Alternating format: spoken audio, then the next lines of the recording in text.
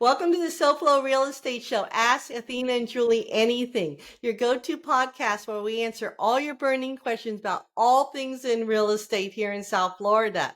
Whether you're a first-time home buyer or a seasoned investor or just simply curious about the market, we are here to give you the expert advice and insider tips. We are going to be your go-to for your insights into South Florida's dynamic property market. My name is Athena Barocas. I am your go-to Weston and South Florida realtor. In today's episode, we're diving into the hot topic that's on the minds of many homeowners here in South Florida, and that is gated communities versus non-gated communities. Which is right for you? And I'm Julie Dinda, your go-to lender. I'm excited that we're diving into a crucial topic for all prospective homebuyers in South Florida. Gated communities versus non-gated communities, and which one is right for you. That's right, Julie. Our goal today is to shed light on the mystery, the phenomenon of gated communities here in South Florida. So this way our listeners and our audience is well prepared on their home buying journey. Remember, if this is your first time to the SoFlo Real Estate Show, be sure to like and subscribe to get the notifications of our newest episodes.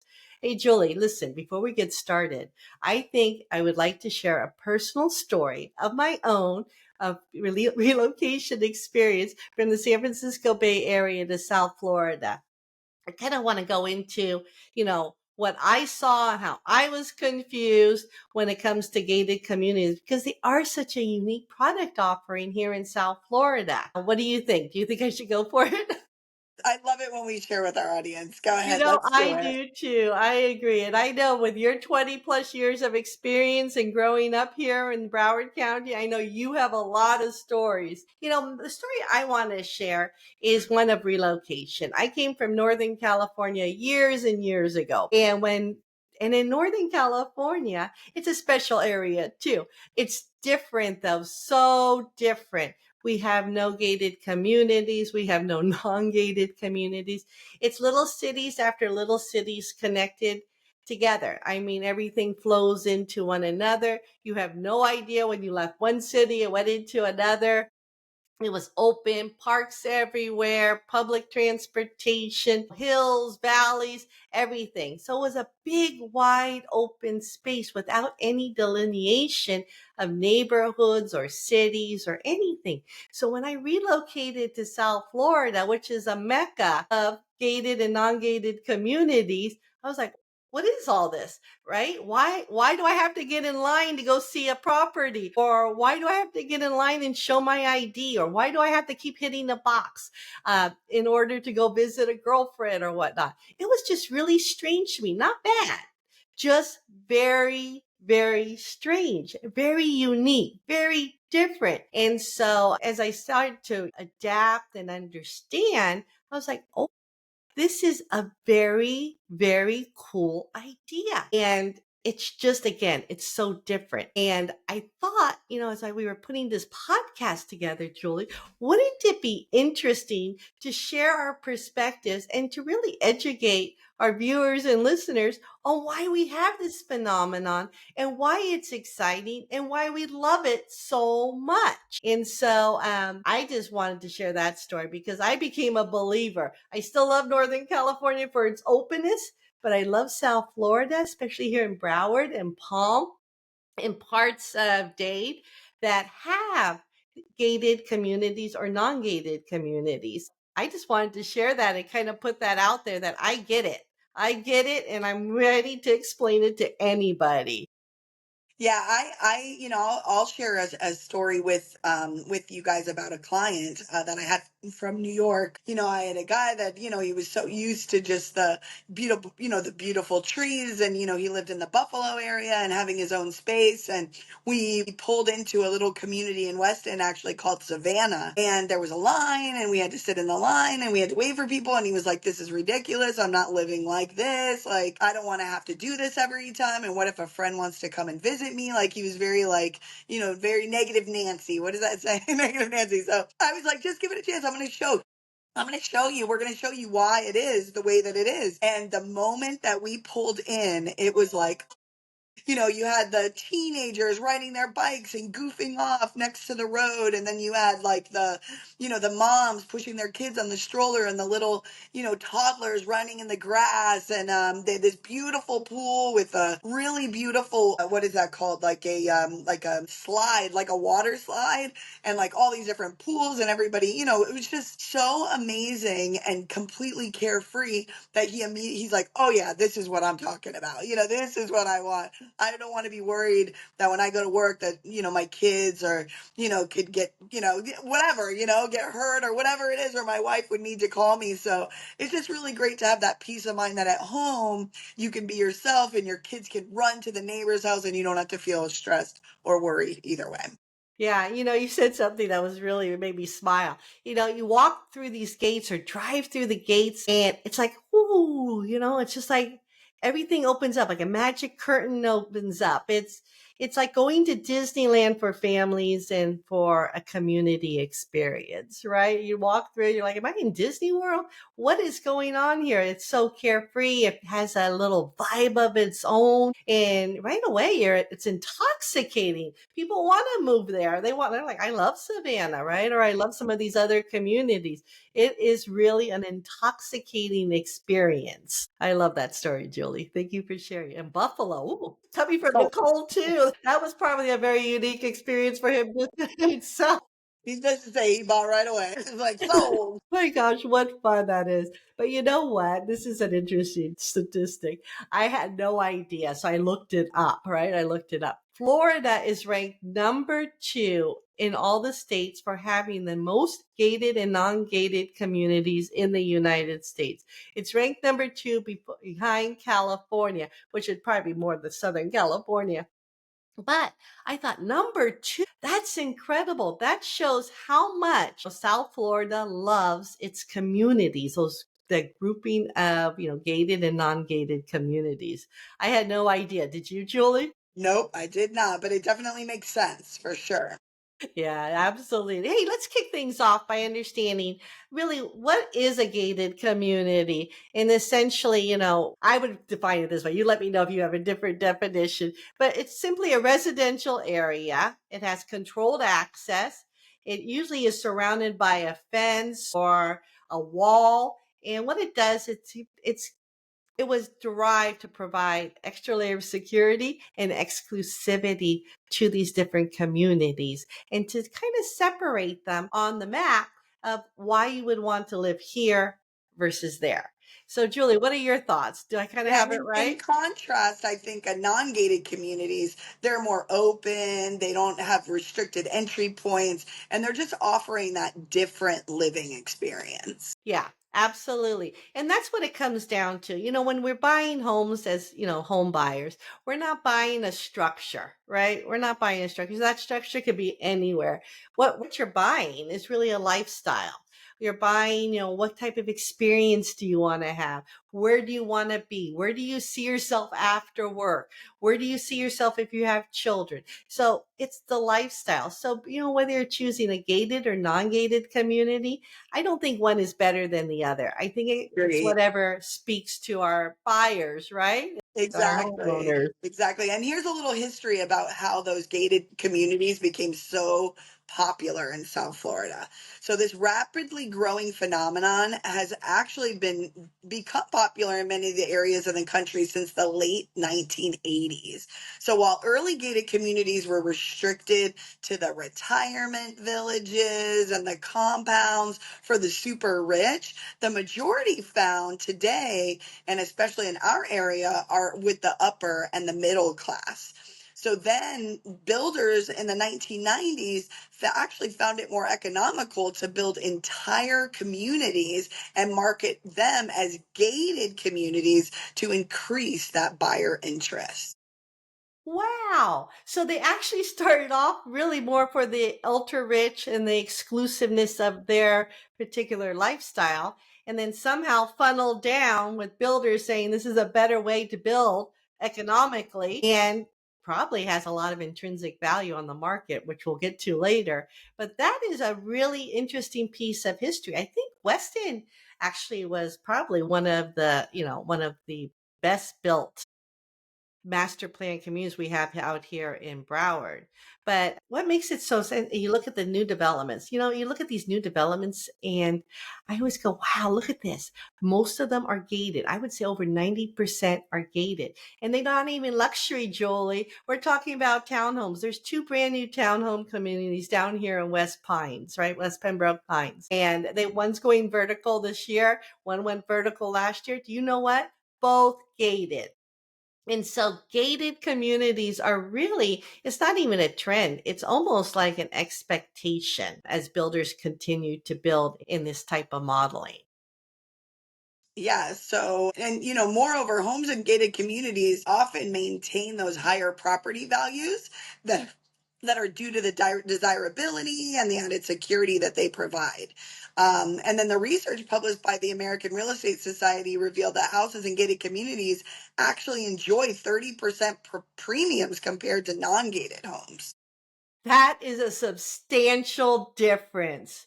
That is a huge difference. So, as we focus on Broward County, which includes cities like Fort Lauderdale, West Pembroke Pines, and Davie, and Cooper City, and Weston, there's a wide range of gated communities that cater to different lifestyles. And these communities, they offer amenities, but some of them don't offer all the amenities that others do. So some of the more common amenities include swimming pools, fitness centers, little local parks, clubhouses, playgrounds. They have biking trails, walking trails, lake areas. Kids go fishing in the lakes. So it really provides more of a sense of community and also a lot of different recreation options for the residents. Some, however, don't provide as many as others. So it's something to consider when you're looking at different types of gated communities. Yeah, and in Palm Beach County, there's areas like the Cove, Evergreen, there's Harbor Isles, and those are some notable gated communities. But these communities not only offer those enhanced security, but also those range of amenities that add to your quality of life. Yeah, absolutely. We just kind of drifted a little bit onto that. But lifestyle is so important. No matter where you buy your home in the United States, you're buying because you want a certain lifestyle. I would love to dive into, Julie, Weston, Florida. Weston, excuse me, Weston, Florida. It's located here in Broward County, but it's also renowned for its master plan gated communities, each offering a unique feature, unique lifestyle. And the one I want to talk about a little bit is the Weston Hills Country Club. It is a fabulous community. It's not for the ultra, wealthy overall. We have some of those other exclusive gated communities in the city of Weston, but it certainly is an upper class community. And it's one of the city's largest guard gated communities. I'm going to say that again, guard gated communities. And one of the unique features is that it has 29 subdivisions. So for our viewers and our audience, when we say 29 subdivisions, we're talking about like little mini neighborhoods within the overall development.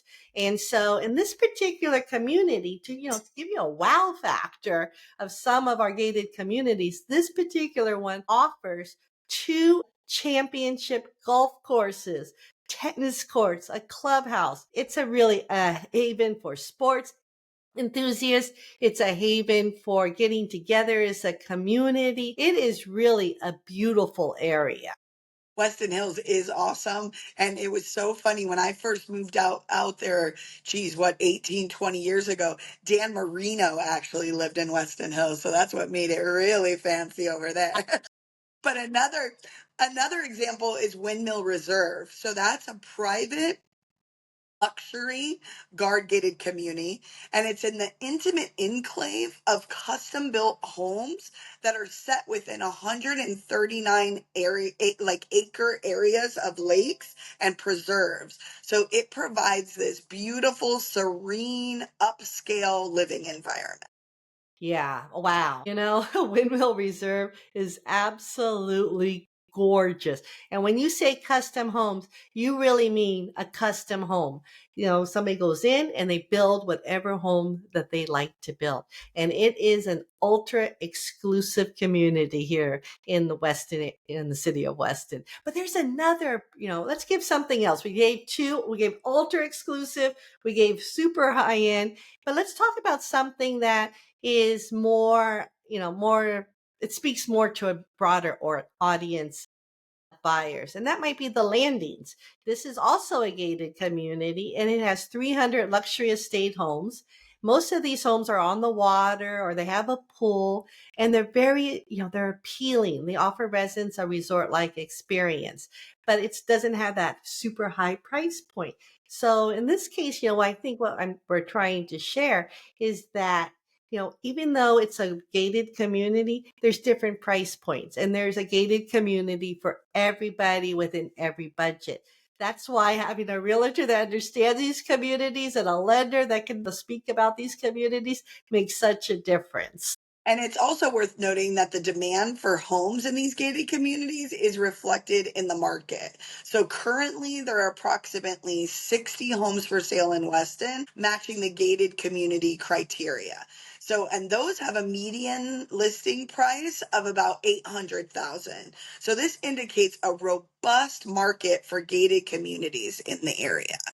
That is a great statistic. Thanks for sharing that, Julie. Because on the flip side, non-gated communities in Weston offer a broader South Florida region and for their own set of advantages. They have a more open, integrated neighborhood feel. They have fewer restriction, and they probably have a lower HOA or homeowners association fee as well. And additionally, non-gated communities can provide more diverse art, the styles and the lot sizes, appealing to those buyers that are seeking a variety and flexibility in their home choices. Yeah, absolutely. Choice, choice, choice, right? And it's nice to be able to offer our buyers out there choices. And I love that. But ultimately, the decision between gated and non-gated community hinges on individual preference, priorities, lifestyle. I think some of the biggest factors for our home buyers, and I know I talk about this all the time when I'm speaking to somebody who's looking to buy a house here in South Florida, is to really assess what is the level of importance of factors like security, desired amenities, what are your budget constraints, and what type of community atmosphere you're actually envisioning for yourself as you transition to South Florida. Absolutely. Engaging with knowledgeable real estate professionals can actually provide valuable insights that are actually tailored to your specific needs. So that helps you navigate the options available in the areas that we're discussing, like Weston, Broward County, and also. Yeah, definitely. Percent. So let's recap, Julie, the 5 points when considering buying a gated community. Are you ready? I'm ready. Okay, so I'm going to give you 5 questions just to kind of wrap this up. What are the benefits of living in a gated community? So, gated communities offer enhanced security, controlled access, and often provide exclusive amenities such as clubhouses, pools, fitness centers, and they contribute to that higher quality of life we were talking about. Do homes in gated communities have a higher property value? Yes, exclamation point. Homes in gated communities often maintain higher property values due to their, desirability, their added security, and those exclusive amenities. Here's another great question. Are homeowner association fees higher in gated communities? That is a good question. Typically, HOA fees in gated communities are higher to cover the cost of the security measures, the maintenance of the common areas, and those amenities that are provided. So, do non gated communities offer more diverse housing options? Non-gated communities often provide a wider range of architectural styles and lot sizes, appealing to buyers. Appealing to those buyers that are seeking those variety and the flexibility in their home choices. So, Yeah, that makes sense. That makes I sense. agree. Okay, here's the last one, and it's a doozy. How do I decide between a gated and a non-gated community? So you have to consider the factors, such as your security needs, your desired amenities, your budget constraints, and the type of community atmosphere that you prefer. So consulting with a real estate professional can provide those personalized guidance that we talk about over and over again in the podcast. 100% agree with you, Julie. Those were great 5 answers to those top 5 pressing questions. Well, that's a wrap up on today's discussion. We hope this deep dive into gated versus non-gated communities provided you with a valuable insight into the home buying journey here in South Florida. Remember, choosing the right community is a personal decision that should align with your lifestyle, preferences, and your long term goals. Love it, Julie. Absolutely love that final thought. Thanks for tuning in to South Florida, the SoFlo Real Estate Show. If you have any questions or topics you'd like us to cover in future episodes, feel free to reach out. Leave a comment below. All of our contact information is also in the description below. Until next time, happy house hunting.